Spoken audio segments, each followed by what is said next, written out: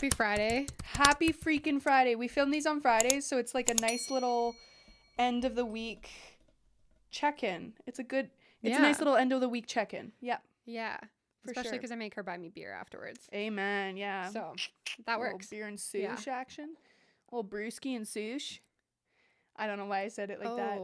I don't know why I said it like that. I regret my decision, but it's okay because it's out there in the ether now, and I can't take it back. I can't scoop it back in. Am I a frat boy? No. I hate everything about that. Holy moly, chicken pizzoli. Okay. Speaking of regret. What a segue. Speaking of regret, what are we talking about this week? We're talking about breakups. We are. Yeah. Everything that comes with breakups. The big sister advice that we wish we would have had growing up. Yeah, man. Yeah. Also breakups with friendships, breakups with how they all go down. Yeah. Just how to deal with loss that's not death.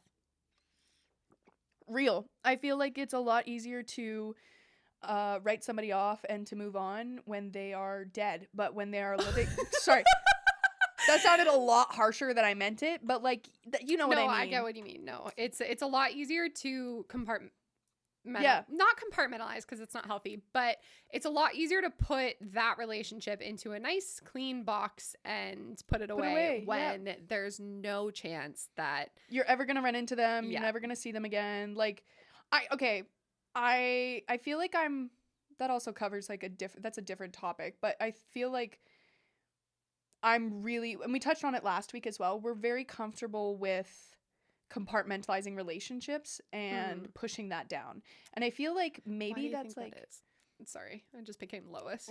Oop. Lois. Lois, I love you, and I'll be back after this episode for sure. You know what? I would be back to Lois if my insurance covered therapy. Man, but that's a wild. Well, it doesn't wild cover that segue. Therapy.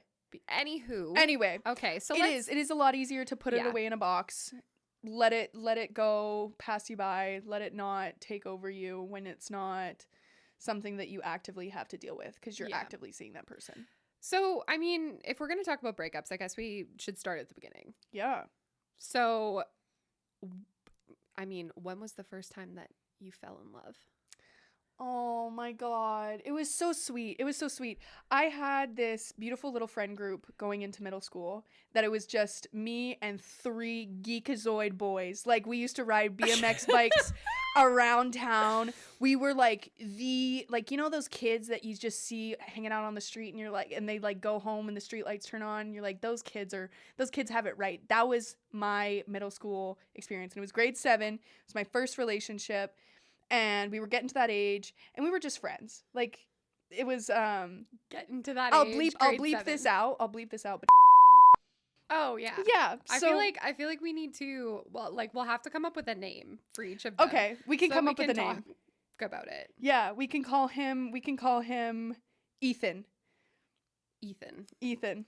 For now. Yeah. I mean, neither of us have an Ethan anywhere in our line. No. So, okay, Ethan works. Basically, it was that transition of we were all friends. We all were going into a new school, middle school.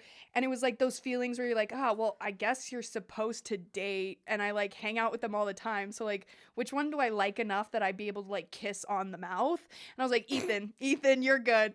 And also like he lived so close. So we just like, we'd walk to the park together, or I'd ride on his BMX handlebars, and like it was such an innocent relationship, and I think that's like it really was. And like it was that cute. It was disgusting. It was so healthy. It was so like he was like fully. It was really sad though. The breakup was really sad. It got to a point where I was like moving into that transition of like, okay, now I'm middle school. Now I want to flaunt my little new boobies at I don't know. I was playing sports at that time. First of all, you did not have boobs. No, I didn't have boobs until grade 11, but that's a whole other story. I wanted to like I knew that we were more friends than we were actually like.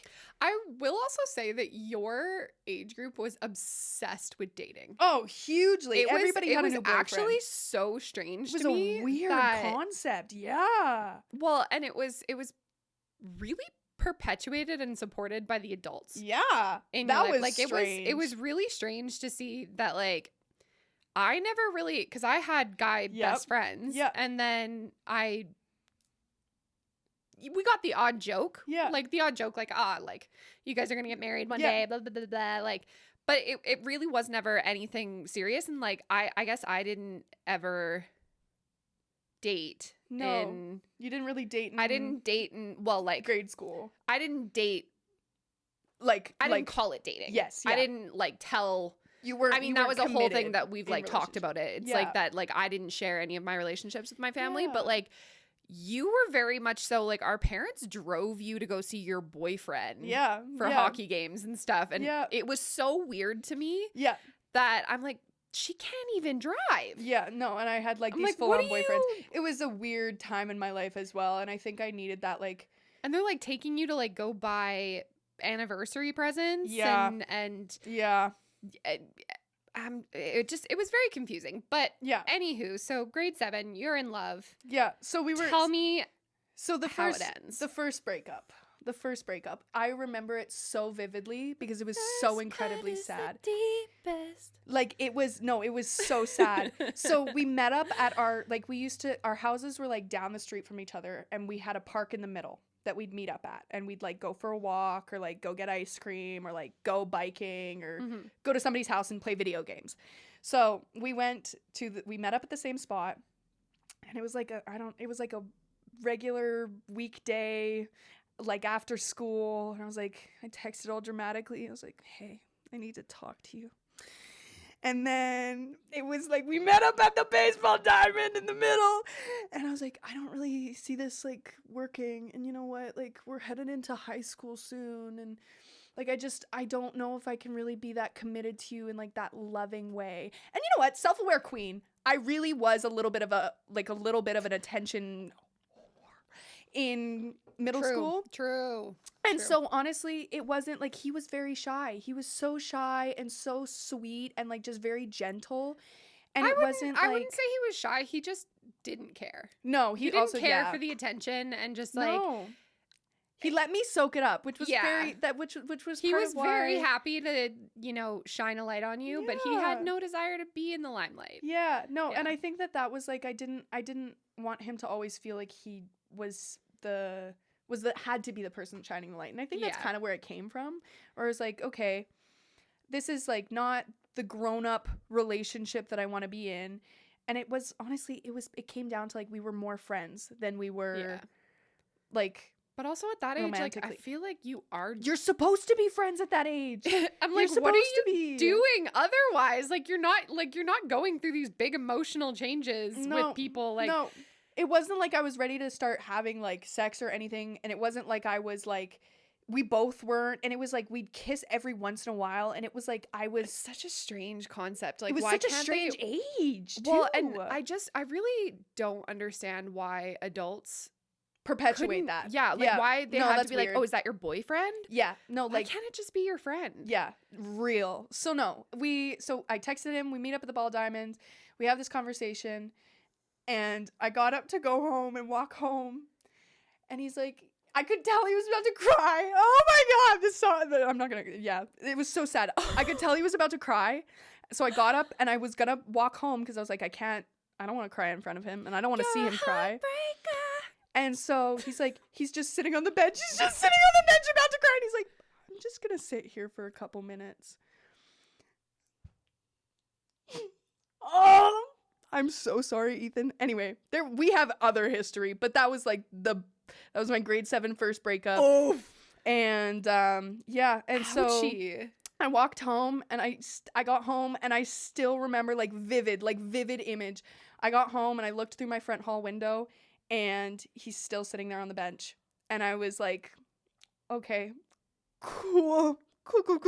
Am I a terrible person? And you know the bench I'm talking about, and you know our front hall window. Yeah. You can see it. It was so incredibly sad, and it was such an incredible, like, it was like, yeah, no, honestly. And he's still kind. He's still like the kindest human being, very like laissez-faire, doesn't give a crap about crap, and he's still an amazing human. But I was very shitty to him. Very shitty. I mean, you were kind of shitty to everyone. Yes. But that's a whole other topic. Yeah. Obviously very sad. So sorry, Ethan. You turned out great. So sorry, Ethan. You are great. Yeah. What was your first heartbreak or my breakup? First heartbreak or that was my first heartbreak. I was the one breaking up with him, but I also like felt that was like my first ouch. Yeah. What was your first heartbreak? I'm trying to think. You cold bitch. Honestly, because realistically, I have actively labeled 3 men in my life as a boyfriend. Yeah. One lasted 2 weeks. Yep. Yep. Somebody has a fear of commitment. Hey, not okay. Well, somebody dies. I think I just terrify men. What are we gonna call him? I mean, like I called him Bubba all the time, but that's a little weird. Ew, I hate pet names, and I can't hear somebody referred to as a pet name. Okay. So you're gonna have to think of like a code name. All right.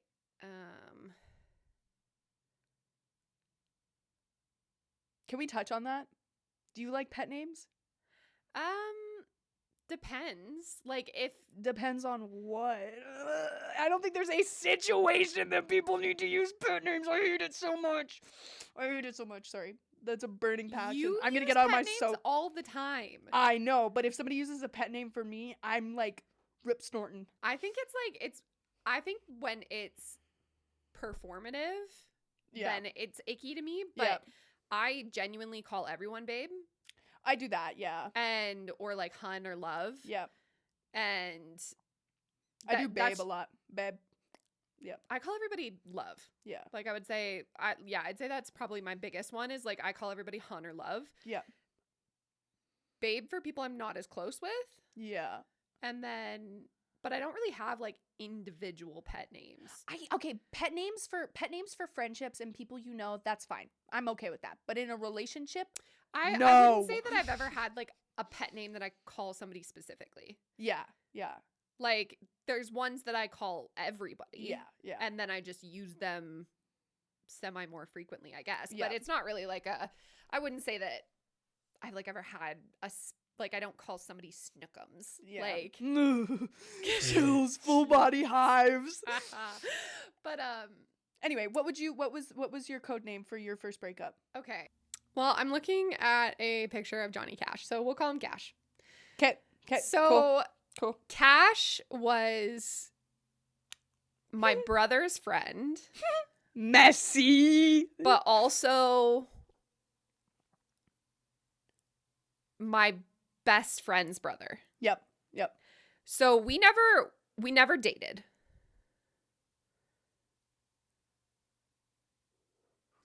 Are you talking about? Sorry, I gotta cut this out. But wait a minute. See, what? That's the thing is that like I keep my shit so low key. Shut up! No, shut up. I know, but like I don't know. No.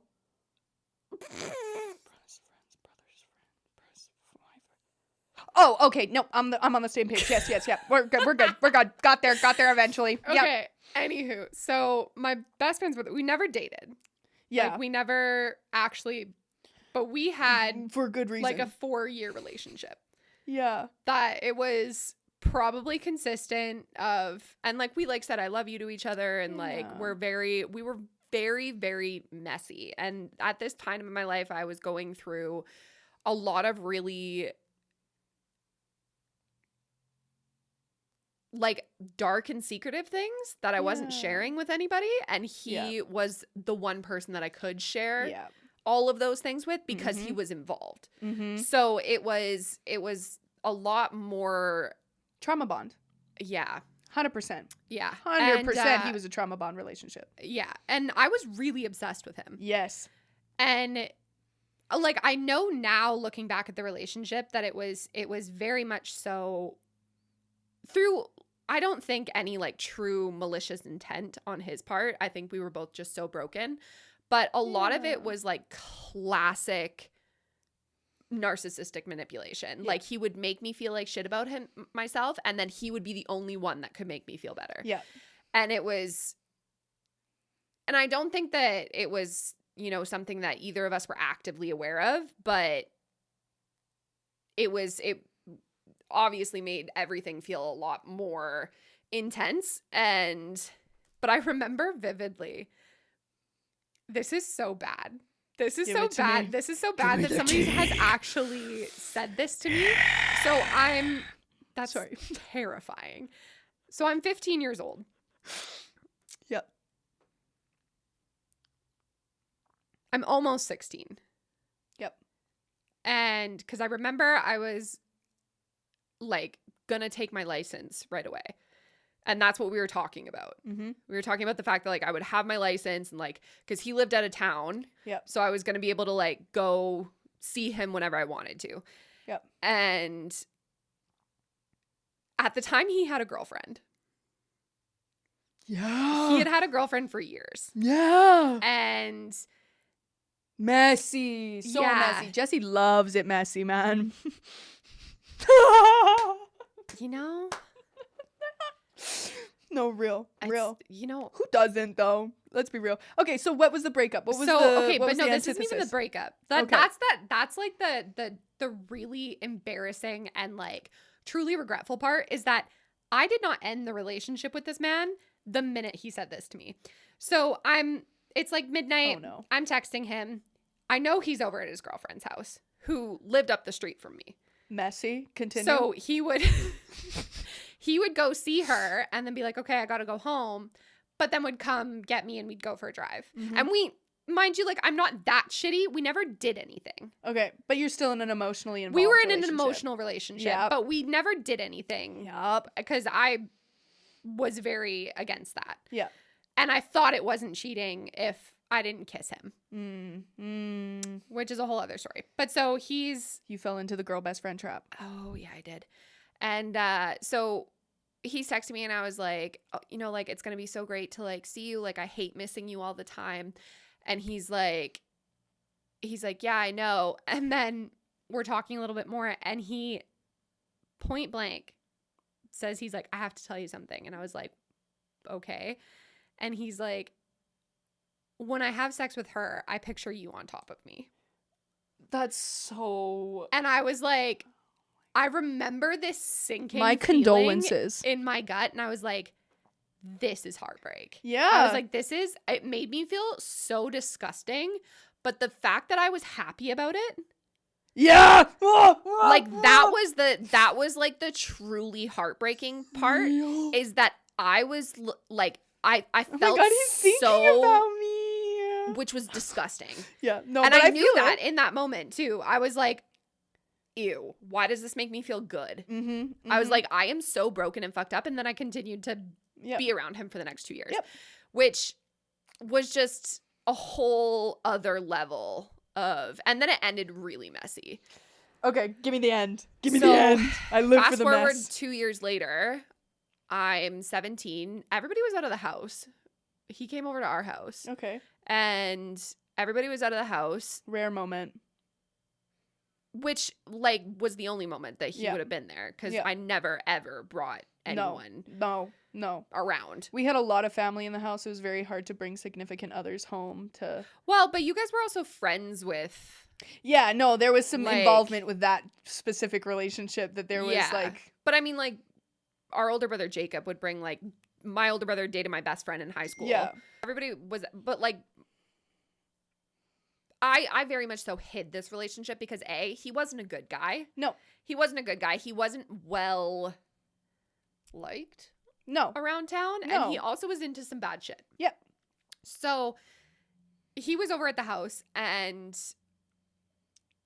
which I don't think, I mean, obviously I think we've talked about this, but I don't think that we've like talked about it. So I went on birth control quite young. Yes. Yeah, so did I. Mostly because I'm violently autistic and like hate the thought of not being in control of my period. Yep. But amen. I also, some would say that maybe I like started having sex a little early. Yeah. And when we were going through this breakup, he was no longer with his girlfriend. Yep.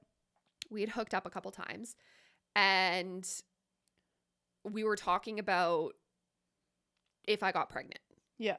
Which, like, you know, you'd talk about it. Yeah. When, like, you're being weird. Like, well, no. That's an important thing to have a talk about. Absolutely. But it's also, like, the forefront of your mind every time that you have sex at that age. Because you're like, I'm going to be 16 and pregnant. Huge. But it's also important for later on relationships. This is a good point to touch on because, if you're having sex, you should be having open, honest communication about the consequences of sex. There are two big questions that I can think of right now that you have to ask.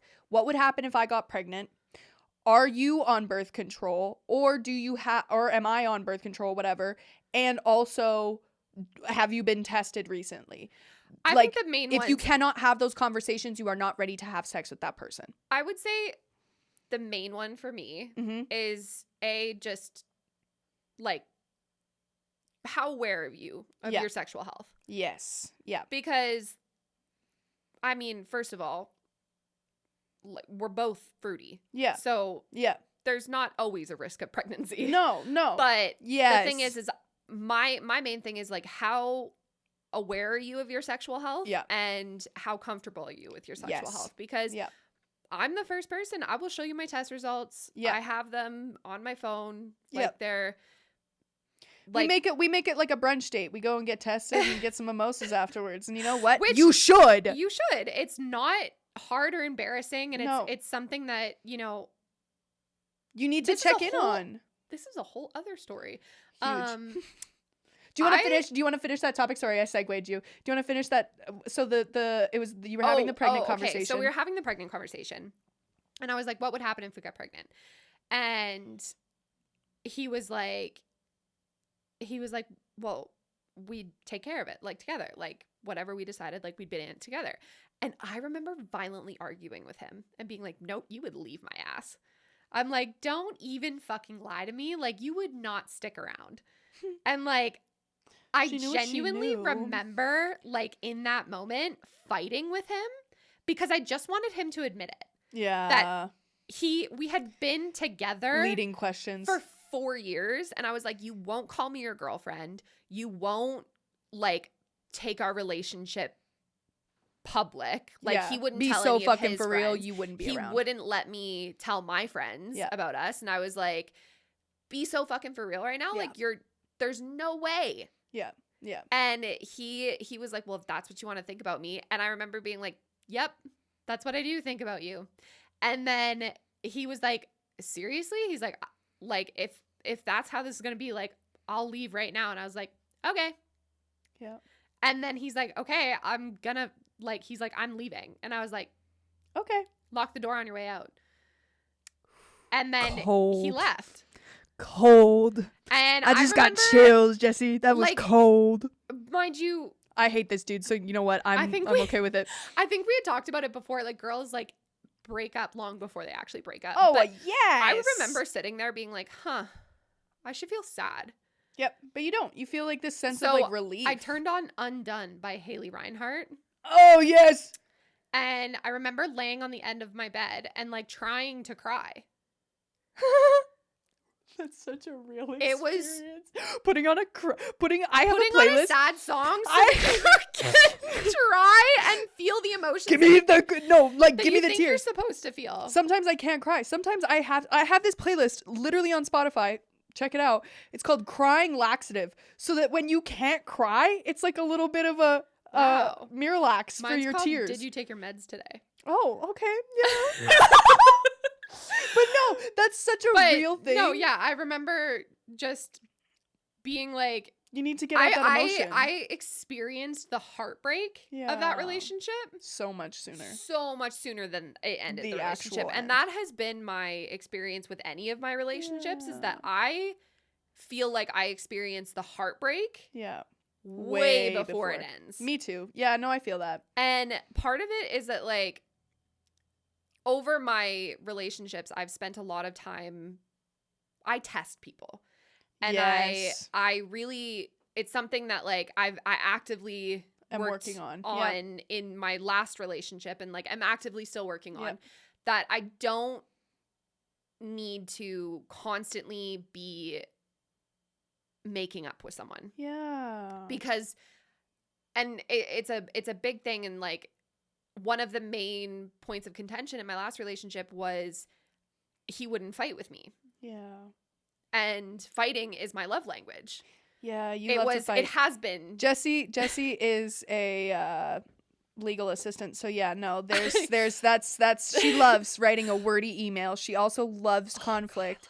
She's like, and I get that when that's something so fundamental to you, and, like, it's ingrained in your love languages, it's hard to break that habit when you have a healthy relationship and you're like, okay, this isn't working. This mode of communication is not working for me anymore. But it also just wasn't necessary. Yeah. Because I always felt that if I was fighting with someone, if someone actually loved me and cared about me, they would care enough to fight with me. They'd care enough to be angry. Yeah. And that came from a whole stem of, like, past trauma, and, like, well, just, you like, absorb how we grew up. You Yeah. learn to love by the people around you. Yes. And our family was very good at fighting. Very good. And we still are. Yeah. And so it's very hard to reestablish those relationships and realize that, no, if I'm feeling insecure, Yeah. I don't have to snap at you until we get into an argument about how I'm speaking to you. Yeah. I can just say, hey, I need some reassurance. Yes. And, like, that was something that, like, my last relationship, I will praise to the gods. That's a good point. Is that, like, I learned so much about letting the issue be the issue. Yeah. And not making it into something else, or, excuse me, trying to express my feelings in ways that are combative. that that are going to get your attention. Yep. That, like, sometimes it's more about explaining your needs than the need for attention first. Yeah. Putting what are your underlying needs? Yeah. Other than the need for attention and for that angry response or that conflict response. Yeah. And which, like, I think we'll probably have to do a whole podcast on just, like, advice in relationships, because I learned so much. And I think, like, I think everybody, the whole thing, like, if you think you're the smartest person in the room, find a different room. Yeah. I love hearing about people's relationship advice and, like, things that work with them, because you have to go case by case. There's no, like, blanket statement that you can say about relationships. But, like, hearing more people talk about what works for them, and like, let's talk about the good things. Yes. Talk about the things that, like, the strategies, the coping mechanisms. Like, I have two very different versions of breaking up. Okay. That I think are Speak on it. that are, in my mind, the most helpful. And you have to realize which one you are. Mm-hmm. If you are the type of person that can't let something go, and if you have been waffling on the decision, if you are, you're going back and forth, you're talking about it for months, whatever, you need to go cold turkey, no contact. Yes. You need to delete them out of your life. Yes. That is, and it's not because they're a bad person. And there are certain relationships, and I think that people can have multiple different types of breakups with multiple different people, because there's been some relationships that I've had to do cold turkey. Yep. When it's not that I hated them, it's not that they wronged me, it's not that there was anything inherently awful about them. Yeah. But I knew that I wouldn't be able to let go of them if I still had any access. Yeah. Yeah. It's like that. It's like an addiction. It's like you're addicted to that person. Is. And sometimes with addictive people, you have to be able to go cold turkey and, like, fully let yourself detox from them before you can come back and not have that limerence over that relationship still. And sometimes there's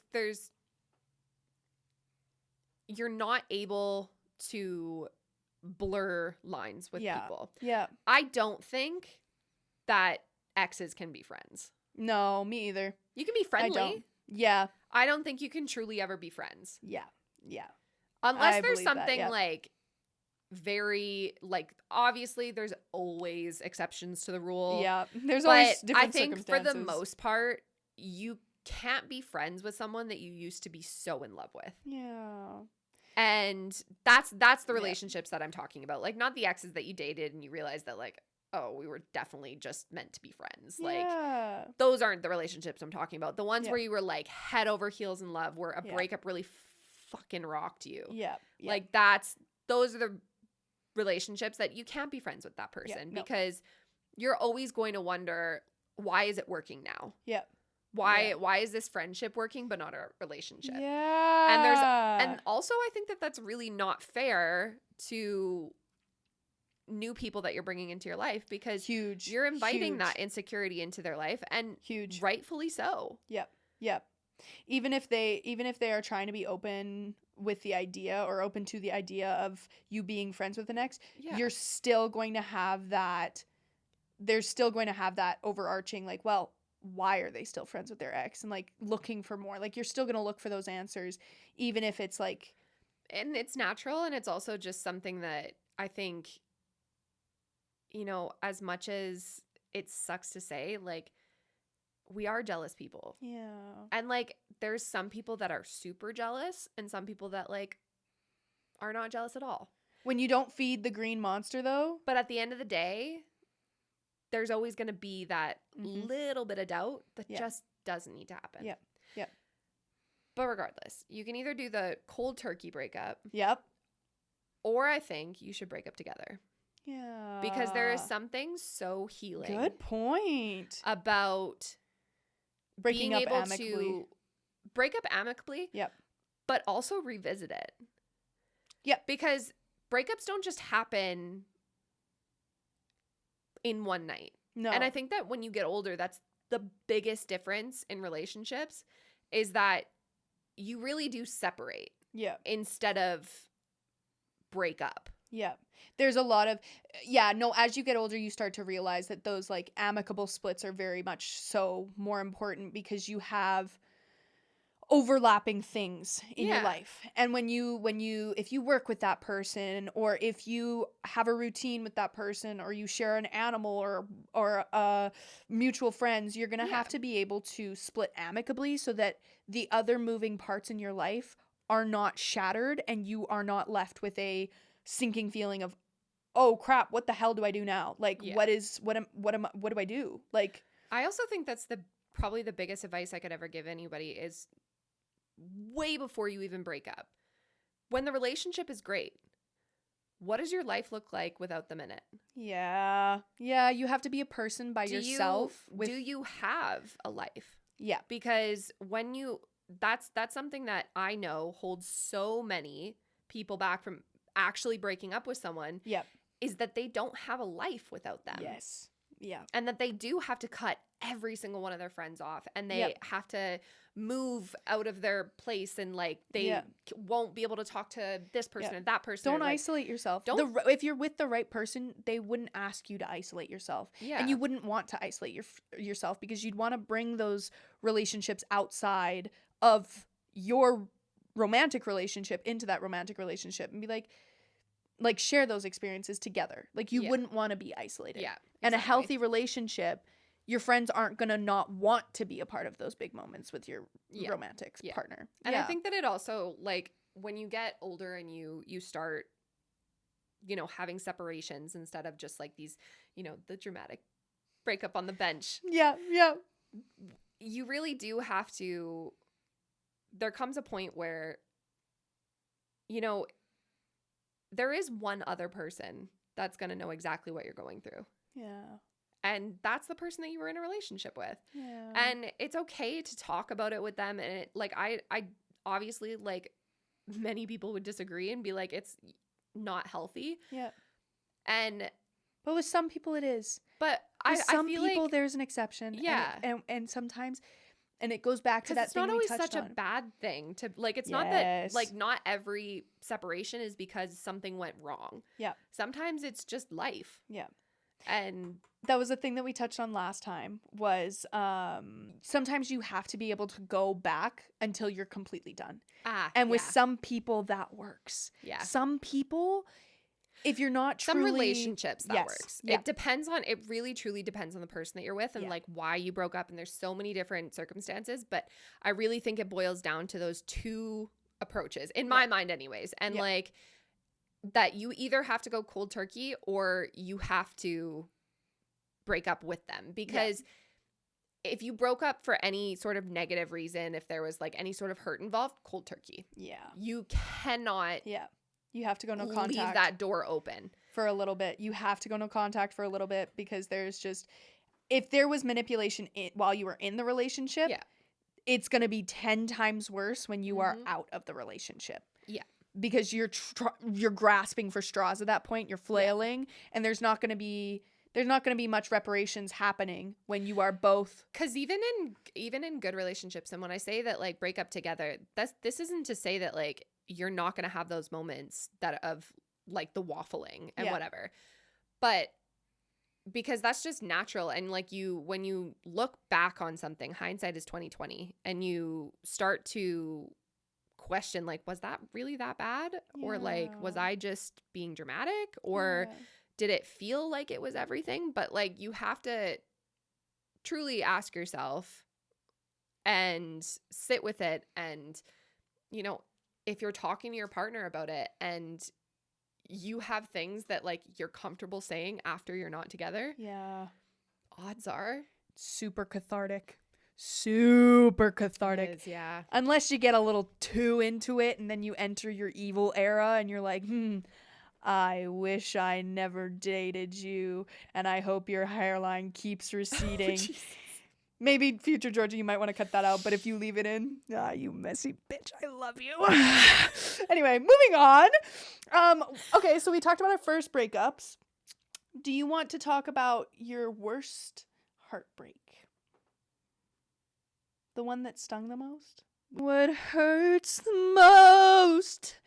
I would say okay. So maybe we could talk about the relationship where his sweater is still in our front hall closet and you won't let me wear it, even though it's a really cute sweater and I really want to wear it every single time I open the front hall closet, but you never let me. Maybe we could talk about that one as the worst one. Sorry, did I call you out a little bit? That's a little bit pointed. That was a little bit pointed? Oof. Please let me wear that sweater. No. Continue. Okay, I was actually going to talk about that one. I thought you were. But, so, background. I'm a romantic. Yeah. I love a good love story. A romantic with a avoidant attachment style. Recipe for success. Continue. Sorry. Shut. Okay. Shut. Jesus. Stop with me today. But no, I love a love story. Mm-hmm. And I also get very fixated. Limerence. Yep. On things that I have a very addictive personality. Yup. And people are one thing that I become very addicted to. Yep. And this particular relationship was stupid fairy tale romantic. Yeah. And it was the first relationship that he was ever a good guy. Yeah. And the first relationship that I actually felt semi-comfortable testing the waters with and sharing. Yep. Like I brought him up but didn't like introduce him to anybody, but like I talked about him and I got really positive feedback from people. And do we want to give him a name? I accidentally called him by his brother's name during sex once. Let's call him by his brother's name. All right. No, because I actually can't. Okay, That's actually because, no, I still follow That's his brother. evil. No. That's evil and messy, and I love it. Okay, that was actually like the worst because I worked with his brother before. That's how I met him. Yes. I was bartending with his brother. Mm-hmm. So, and like, that's how I met him. Mm-hmm. So it was just like, I had worked with him every day and it was just like a slip. Mm-hmm. But, But anyways, this brother was also relationship hot. was I mean, this relationship was stupid, fairy tale romantic, and it was also very Dear John dramatic. Dear John, which I I'm sorry. love a good dramatic love story. Yeah, he was the first like fairy tale, like the one that made you feel fairy tale. Yeah, and it made me feel like there was like a actual quote unquote love story there. Yeah. And like I had dated the same people. Yep. Over and over again, like, and he was the first one that had his shit together. He was in a very professional He broke career. the cycle. He really did. He was one of the first ones that broke that cycle. He really did. Of self-destruction. Like, that quickly became the relationship that changed everything. Yeah. That like he truly, I can thank him for being the person that made me expect more from relationships and stopped me allowing all of these really low people into my life. Yeah. Low vibrational people into your life. Yeah. That just like they truly were not offering me anything. No. And I never accepted that from friends or anything. Like I'm always very like, I'm very proud of my friend group and I'm very proud of the people that I surround myself with. And I did not have that expectation for my partners. Yeah. For some reason, just wanted very strange. It was very strange. Cognitive dissonance there. Yeah. But, so he was definitely the first person that I was like, whoa, okay, like he's such a quote unquote good guy. Why is he with me? Yeah. And then it was like a lot of this insecurity, but then also like his reassurance, and he was really kind and like sweet and like, you know, the few friends that he met, they really liked him, and like he was really great. And we were dating over like COVID, but it was also long distance. Mm-hmm. So we spent a lot of time apart. Mm-hmm. But then he was also going to school overseas. Yeah. So when COVID happened, his school got shut down. He came back and he was isolating. In my mind, I'm not working. He's not in school. Yep. Let's isolate together. Yep. Right? Yep. It was not a priority for him, which rightfully so. He was in the middle of like some very big exams. Yep. And he was studying 10 to 12 hours a day. Yep. And in my mind, I was like, well, I would rather be around you for the hour before bed than like not at all. Yeah. And to me, that's always been enough. Like, I don't need you to give me, like, if I'm willing to meet you there, that's it for me. Quality time is a big love language for you. Yeah. Yeah. And so that really threw me for a loop when he was like, no. Yep. Like, I don't want you to come here, or like, and I like, I need to focus. And like, that was like, I think it was easier for me to process that the shitty people would prioritize themselves and like the shitty things in their life than the good guy who's prioritizing the good things, who would prioritize the good things.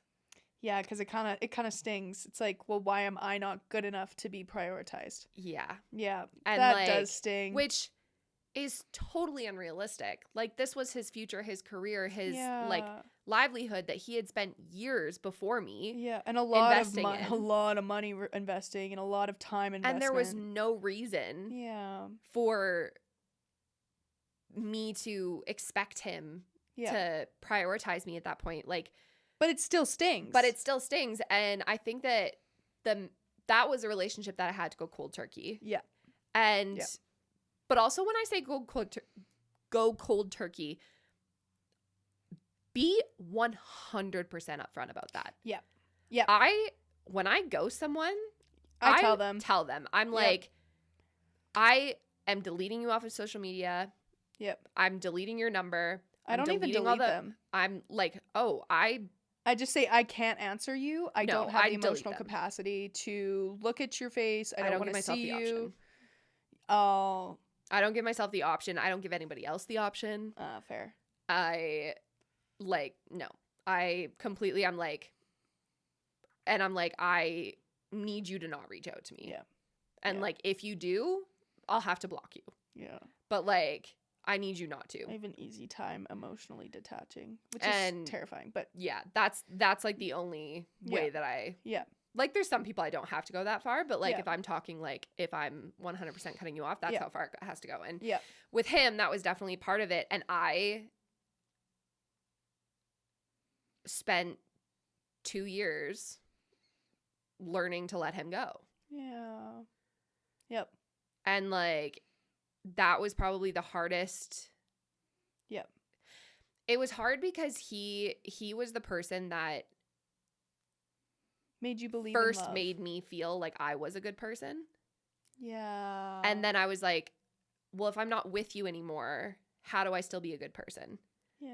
And like, if I'm not with you, do I still deserve these things? Yeah. And then I waffled back and forth and went back to some shitty people and like, then realized that like, no, like I can expect more, and like went through a lot of therapy. And like, I realized that I was looking for a good person to love me, to love myself. Yeah.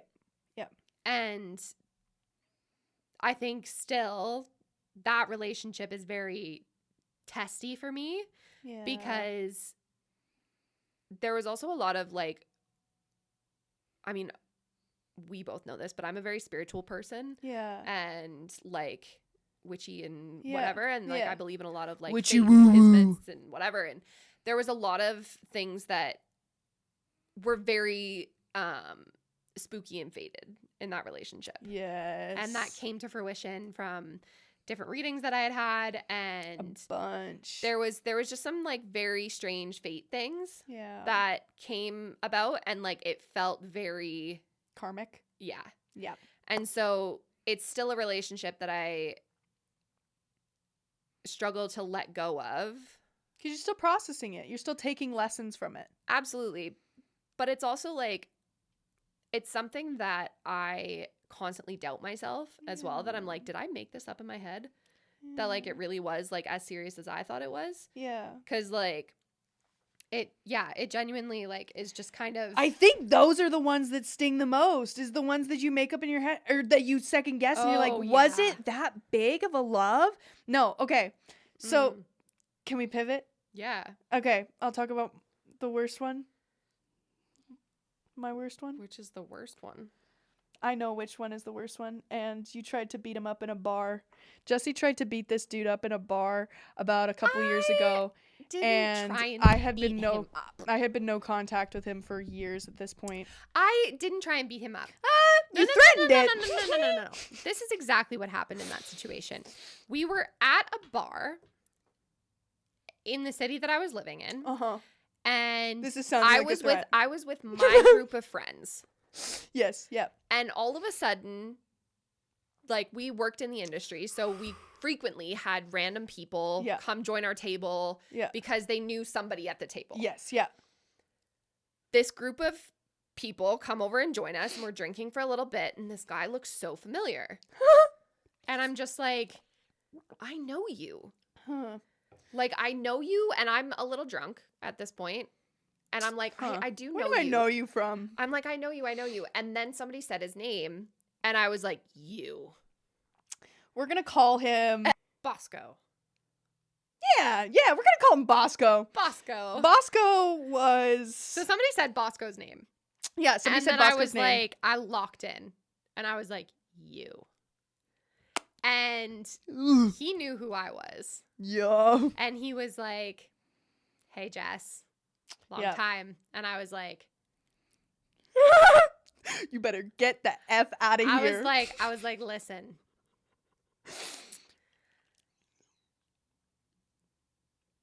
I'm going to be so for real right now. I don't have a whole lot of control over my hands. Yeah. So I'm going to need you to make a decision.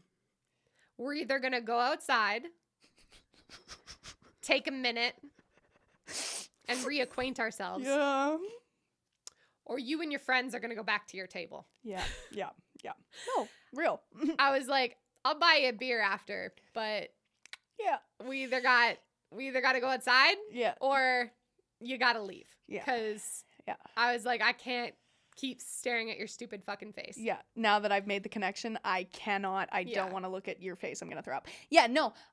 He was the worst. He was like the best, but he was the worst hurt. Like, I feel like after that relationship, I don't really feel like I let people that far in. Like, I feel like I let them in, but it was a performative let in. Like, it was like I was still trying to find that love, that type of love. Because it was that big 16-year-old running away. I'm going to hop into your truck at 11 o'clock at night after I snuck out my window and your tailpipe is going to get me in trouble later. Like, that kind of love, you know? Like, it was so, in my mind, it was so innocent and so pure and so, like, Taylor Swift song coded that when it ended, super messy. We never told anybody because it was a messy situation. It's like, it really did drive me to the brink for the first time. Like, it was like well, it makes you doubt yourself and doubt like what. And he was my best friend. Like, he was the person I went to about everything. And like, he was a very charismatic, very outgoing person that very much matched my energy. And so having that best friend, but also having that love in that best friend, it was like the first time in a heteronormative relationship that I felt the same deep love as I did with those homoerotic relationships. I think he also wasn't afraid to show it either. Yes. Like there's kind of that disconnect when it comes to men and being comfortable showing that, like, I'm obsessed with you kind of love. And like that giddy, like, but he was very comfortable, like, for lack of a better term, being whipped. Like, he loved it. Yeah. Like, he Georgia was like, loves making men her little boys. Oh yeah, but like he loved being like, oh my god, look at my girl. Yeah, no, like it was like he loved being obsessed with you, and that feels really good. Yeah, no, and then but when that ended, when I think we both turned into very different people. That was like my villain arc era, and I was just a terrible person after that for a little bit. And I think that he very much fell into a role of a person I could hate, and he played that role well. And he, you know what? I think that's kind of the last time that we really talked was at grad, and there was so much hurt there that it wasn't like my eyebrows twitching. It's like my body's telling me like, oh my god, this hurts. But like it was like that. There was so much hurt there that it couldn't be repaired. Like I had no, like, I wanted to say things to him and I wanted to like find that feeling again, but there was nothing. Like, it was just so deep. Like, it was a cut that just, I don't think it will ever heal, but I think there's something beautiful in that as well. Yeah. Because I know that there is love like that. Like, I think it was the best of times and it was the worst of times. My obsession with Charles Dickens continues. Point to touch on is that there is something so beautiful in heartbreak. Yeah. And like, I kind of love it. I kind of feed off that crap. Okay, let's not go that far. You should talk to Lois about that. Yeah, thanks. But yeah. Like I've had a lot of like I keep saying as you get to that age, fuck, I'm old. But I'm getting older, and a lot of like I said, like, relationships aren't just about breakups anymore. They're separations. Yeah. And in my friend group, there's kids and there's, you know, longtime partners and there's divorces and there's all of these things that like have very real, like, poignant consequences. Yeah. Yeah. And one of the things that I say all the time to the people in my life is, you know, isn't it so beautiful that you can hurt this much?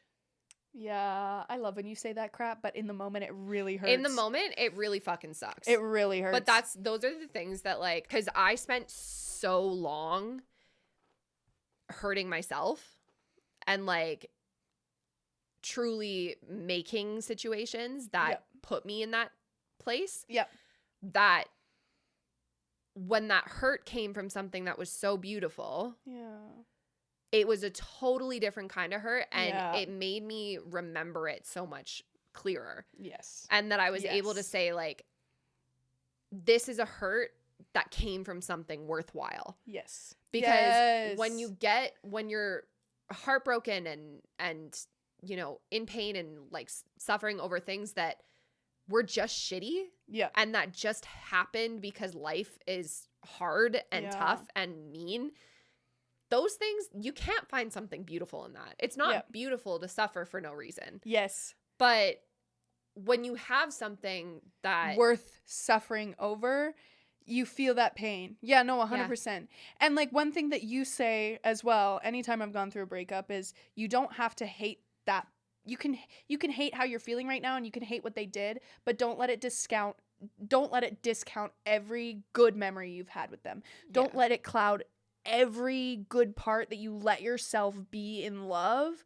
Don't let it hurt that part of you. Yeah. Like, keep that part close. Yeah. But also remember this feeling and feel your hurt. Like, I think that, I think that's such a beautiful thing that comes from breakups, is like you find so much more out about yourself, and you find out that you're able to break down like that, and you're able to know when you're gonna break down like that. And you know, those, you have to, like, that's a part of like growth and strength too, is like you have to be able to crash out, for lack of better terms, and then know how to pick yourself back up again, because there's not always people to pick you back up.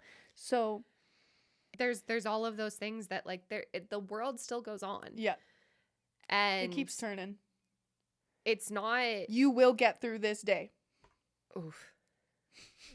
I really do have a lot of sayings. You have some I really sayings. do. We make fun of our friend Amanda all the time. And we call them Amanda-isms. Amanda-isms. Amanda has a lot of bits. They're hilarious. Just so funny. They're genuinely amazing. Like I have a lot of preachy, like, philosophical ones. She just has great bits. Like, Amanda has ones, like, she calls, okay, so, you know, the day after you go out and, like, you've taken your makeup off, you've washed your face. My favorite. But, like, there's always, like, you know, like, you got mascara, the smudged underneath. eyeliner, the lived-in makeup look. Yeah, like the stuff that didn't get out of your waterline. You know, you still got, like, eyelash glue. She calls it leftover pretty. Yeah, leftover pretty. Oh, you still have some leftover pretty on. And I'm like, all right. Yes, okay, I do, cool. Baby. Thank you. Like, no, I love it.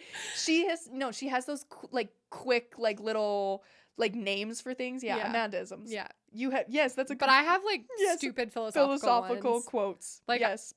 Yeah, that's probably one of my, I don't think they're stupid, though, because a lot of the times I think about, honestly, I hear your voice in my inner dialogue when I'm really sad about those things, and I hear those little philosophical, no, it's true, I hear those little philosophical, like, quotes, and I'm like, this is, like, what Jessie would say.